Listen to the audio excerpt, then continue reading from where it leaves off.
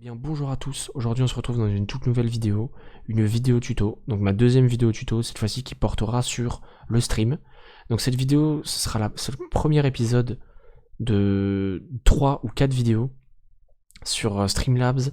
Donc le premier épisode ce sera sur les scènes et surtout les paramètres d'encodage etc. pour streamer correctement.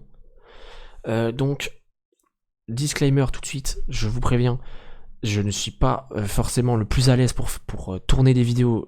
Je tourne pas des vidéos tout le temps, la plupart du temps je tire les vidéos de mes lives. Donc c'est pas quelque chose de très simple pour moi maintenant. Je fais pas ça tout le temps. Je vais essayer de m'y mettre un peu plus.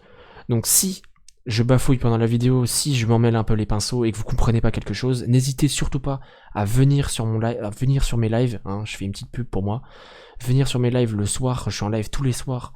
Twitch/Mamus, vous venez poser la question dans le chat, je vous répondrai direct, ou poser la question sur mon Twitter qui s'affiche sur l'écran, ou même poser la question dans les commentaires de cette vidéo, hein, pourquoi pas, je vous répondrai, il y aura aucun problème là-dessus. On peut direct commencer. Je vais vous montrer tout de suite comment télécharger Streamlabs et comment l'installer. Alors vous vous retrouvez sur cette page. Donc je mettrai le lien dans la description, c'est ce lien là, il suffit juste de taper de toute manière sur Google Streamlabs, vous tomberez directement sur ce site.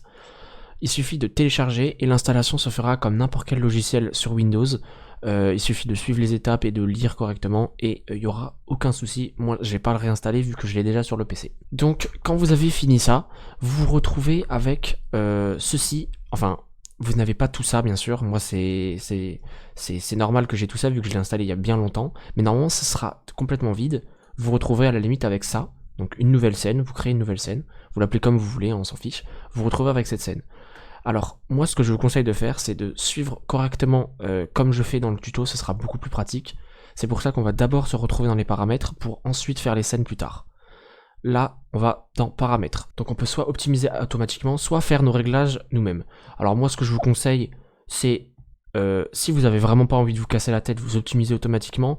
Mais le problème, c'est que quand vous optimisez automatiquement déjà, c'est rare que vous le faites quand vous jouez. Donc le problème, c'est que ça va prendre beaucoup de ressources sur le processeur. Et donc quand vous avez lancé un jeu et un stream, vous allez quand même laguer. Et au niveau de la connexion aussi, bah si vous optimisez automatiquement et que par exemple à ce moment-là votre famille, je sais pas, n'utilise pas la connexion, mais quand vous streamez le soir, par exemple, votre famille utilise la connexion, il va y avoir un hic, il va y avoir un problème, si vous n'avez pas une très bonne connexion, vous allez laguer. Donc, ce que je vous conseille, c'est de faire vos réglages par vous-même en suivant ce tuto. Donc, on va dans l'onglet suivant, donc là on a l'onglet de connexion, donc de direction de stream, donc de destination stream. Donc moi je stream sur Twitch, donc je suis connecté à Twitch pour sauvegarder mes scènes, c'est plus pratique. Si vous streamez sur Facebook, vous faites la même chose, vous vous connectez à Facebook. Si vous streamez sur YouTube, vous vous connectez sur YouTube. C'est pas très compliqué ça. Donc on se retrouve dans l'onglet suivant qui est la sortie. Donc là ça va être tout ce qui est au niveau d'encodage, etc. Donc là, au niveau de la diffusion, vous touchez à rien, à part au niveau de l'encodage. Moi je stream en X264, c'est-à-dire que c'est mon processeur qui encode. Parce que j'ai un Ryzen, et que les Ryzen sont plus pratiques pour encoder ou pour faire du montage, ils sont multitâches on va dire. Alors que les Intel sont plus monotâches, mais on va dire qu'ils apportent plus de puissance, même si maintenant c'est plus trop le cas, ils sont à peu près à égalité, mais au niveau multitâche, ils sont moins bons les Intel, donc si vous avez un Intel, ce que je vous conseille, c'est d'encoder avec la carte graphique. Ce sera plus pratique pour vous et vous aurez beaucoup moins de lag. De toute manière, si vous voulez vraiment encoder avec le processeur et que vous avez un Intel, vous verrez tout de suite si votre processeur ne suit pas le truc, vous verrez que votre stream va énormément laguer, ou votre jeu va laguer, ou les deux. Donc, à vous de voir. Mais en tout cas, si vous encodez avec la carte graphique, prenez un NVENC New. Ne prenez pas celui du milieu, hein, prenez le nouveau, c'est beaucoup mieux. Moi, j'ai encodé pendant presque un an avec la NVENC, c'était très bien, ça marchait super. Ensuite, au niveau de l'enregistrement, là, c'est comme vous voulez. Vous choisissez à peu près la qualité que vous voulez, etc. Moi, j'encode toujours avec le processeur, puisque moi, je n'enregistre pas en même temps que je stream. Je télécharge directement les rediffusions sur Twitch, c'est beaucoup plus pratique. Sinon ça demande deux fois plus de puissance au processeur et c'est un peu idiot je trouve. Donc voilà, au niveau de l'enregistrement, j'ai pas grand chose à vous dire. Au niveau du tampon de relecture, vous décochez, moi j'ai laissé 20, vous décochez, hein, enfin vous cochez, pardon. Y a pas vraiment de problème là-dessus. Et donc là, vous voyez que vous était en mode simple, on va passer en mode avancé directement. Et là, on va rentrer dans le dur, entre guillemets. Audio track, vous laissez 1. Donc là, vous mettez l'encodage que vous avez mis avant. Vous décochez tout ça si c'est coché. Vous laissez un CBR. Et le débit, ça va être selon votre connexion cette fois-ci. Si vous streamez en 1080p, vous êtes obligé de mettre minimum entre 4500 et 6000. Maximum 6000, hein, il ne faut pas mettre plus. Entre 4500 et 6000.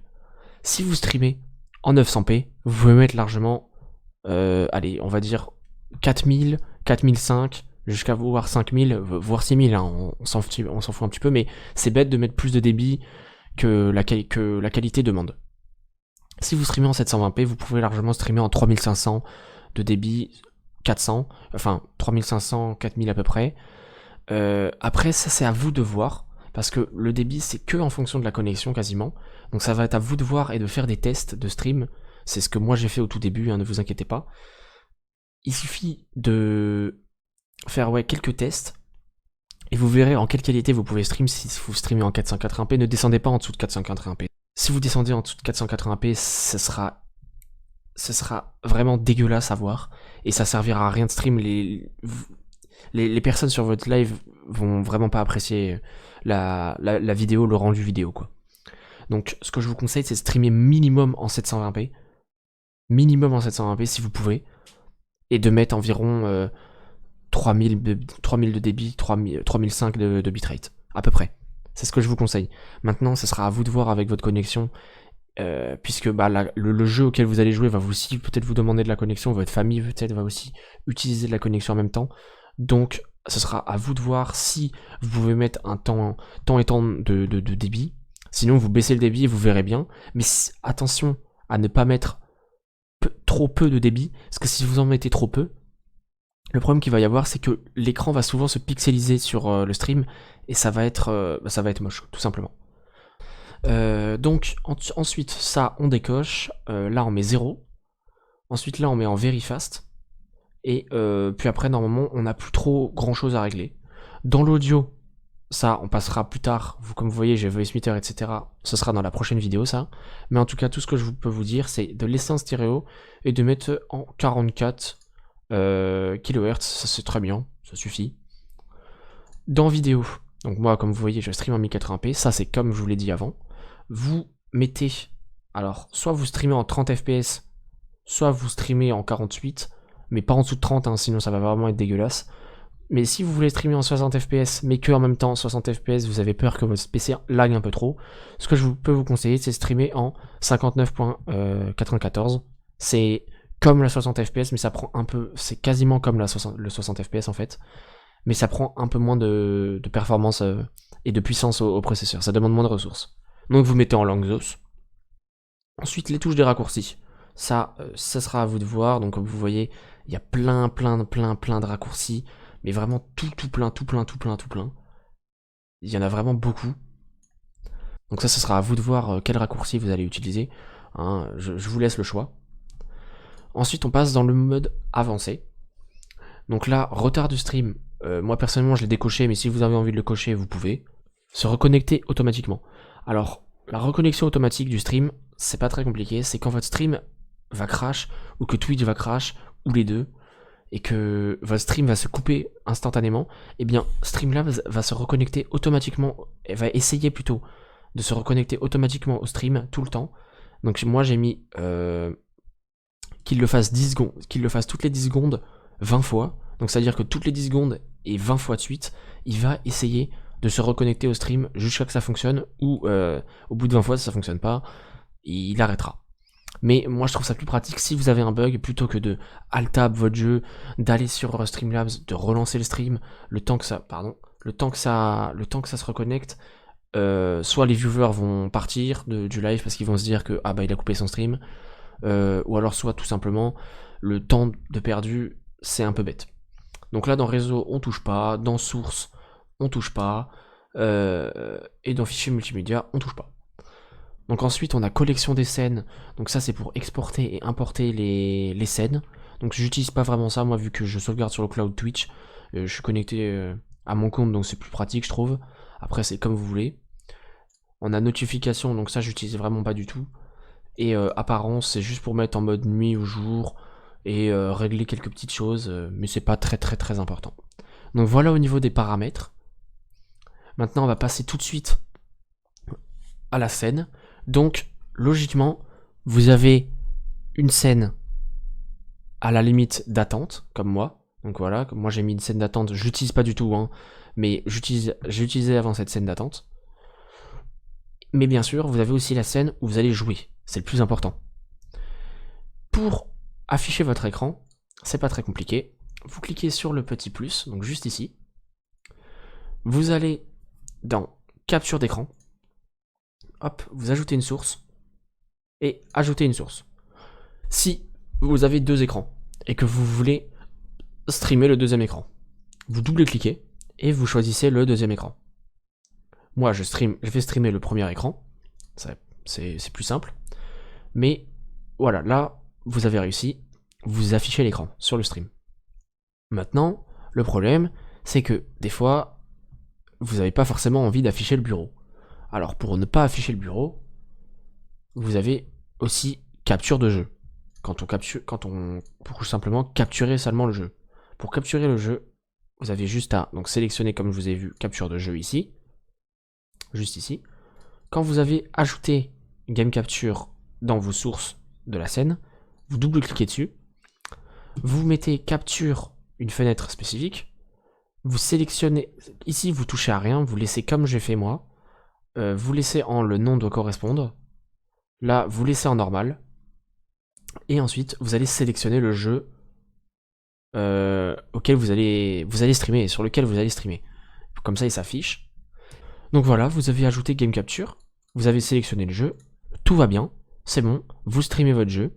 Maintenant, vous avez envie d'avoir une boîte d'alerte, des alertes de stream, des alertes style oh tiens il m'a follow, des hosts, des dons ou des subs.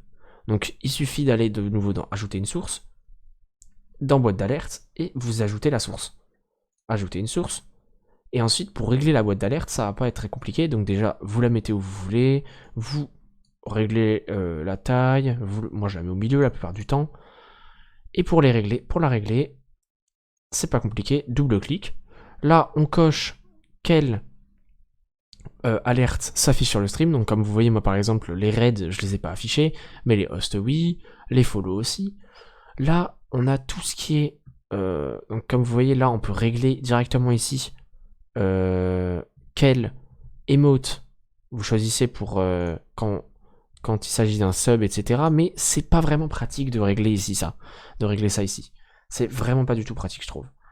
Et pour ça, on va se retrouver tout de suite sur le site de Streamlabs pour régler les alertes. Donc, quand vous vous retrouvez sur le stream de Streamlabs et que vous vous êtes connecté, normalement vous vous retrouvez sur ça. Alors peut-être pas avec forcément autant de vues avec ça par exemple, ça c'est les rediffusions, etc., les lives. Même si c'est vide, normalement à gauche, vous avez juste, dans Stream Essential, vous avez boîte d'alerte. Il suffit d'aller dedans. Et là on a tous les réglages pour les alertes. Donc là c'est les réglages généraux. Et ce qu'on va faire, c'est que vous allez régler à chaque fois, chaque alerte que vous voulez. Donc moi par exemple, pour les follow, j'ai réglé comme ceci. Donc là, je vais vous montrer un exemple pour les follow, et vous pourrez faire la même chose pour les subs, les dons, les autres, les morceaux, etc., etc. Donc déjà, suivez les alertes en actif, bien sûr. Ensuite, ici, c'est de quelle manière ça va s'afficher. Donc est-ce que l'image sera en haut, le texte en bas? Est-ce que le texte sera sur l'image? Est-ce que l'image est à côté, il y aura du texte? Ensuite, ça... comment ça vient, là ça vient en fondu, ça disparaît. Vous pouvez régler ça de n'importe quelle manière. Ensuite ici, normalement vous aurez un nom thank you for your follow ou for your sub, etc. en anglais logiquement. Vous laissez ça bien sûr pour que le nom de la personne qui vous a fait un don ou qui s'est follow à votre chaîne s'affiche, et vous mettez ce que vous voulez, que ce soit devant ou derrière, hein. Vous faites comme vous voulez. Moi j'ai mis ça. Ensuite ça c'est le mode d'apparition du texte, donc ça il suffira de tester.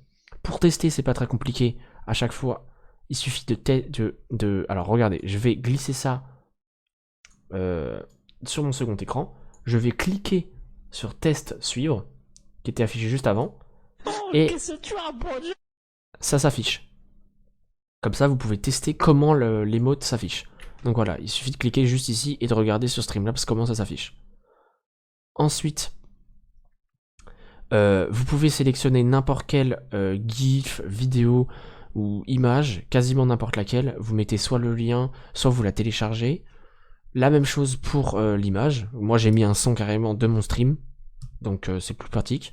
Volume sonore, vous réglez comme vous voulez. Durée de l'alerte, vous réglez comme vous voulez. Délai du texte, vous réglez comme vous voulez aussi. Et là, ça vous désactivez. Et ensuite, vous enregistrez et c'est fini. Et vous faites ça pour chaque alerte que vous avez envie. Donc si vous avez envie, si vous n'avez pas envie de mettre les dons, vous mettez pas les dons, etc. Vous faites comme vous voulez. Donc on se retrouve de nouveau sur l'écran de Streamlabs, sur le logiciel. Vous allez cliquer sur plus et vous allez pouvoir mettre aussi des objectifs de bits, des objectifs d'abonnés, des objectifs de dons, ou même des objectifs normalement de followers aussi. Donc les objectifs de followers, objectifs de dons, vous avez déjà vu, à mon avis, vu passer ça, par exemple, que ce soit par exemple aux The Event même, les objectifs, ça peut pousser, c'est vrai, les viewers à faire des dons, à se sub, ou même à suivre la personne, à suivre le streamer. Moi personnellement je ne l'utilise plus, je l'utilisais pendant un certain moment. Si vous avez envie de l'utiliser, vous ajoutez la source, et vous le paramétrez comme vous voulez. Donc vous mettez le titre que vous voulez, vous mettez le nombre de followers que vous voulez, la quantité de départ bien sûr, et quand ça se termine, et ensuite vous cliquez sur objectif de départ et vous faites terminer. Donc moi personnellement je ne l'utilise pas, donc je vais supprimer ça. Pour supprimer c'est pas compliqué, vous cliquez droit, supprimer, ça va vous mettre un petit message et vous cliquez sur OK. Ou alors vous pouvez cliquer sur le moins aussi bien sûr. Maintenant ce que vous pouvez faire aussi c'est ajouter un texte. C'est pratique si vous avez envie d'afficher un message sur le stream, comme quoi vous revenez, ou quelque chose comme ça. Il suffit juste d'aller sur texte, ajouter une source. Donc normalement il n'y aura pas tout ça d'afficher, hein, bien sûr ça c'est à cause de moi, mais il suffit de cliquer là-dessus, donc ça va vous ajouter une nouvelle source, hop. Vous avez, donc là on peut changer de police si vous voulez, moi je prends cette police que j'avais déjà téléchargée, je crois que c'est la police de Fortnite. J'écris par exemple bonjour tout le monde, hop.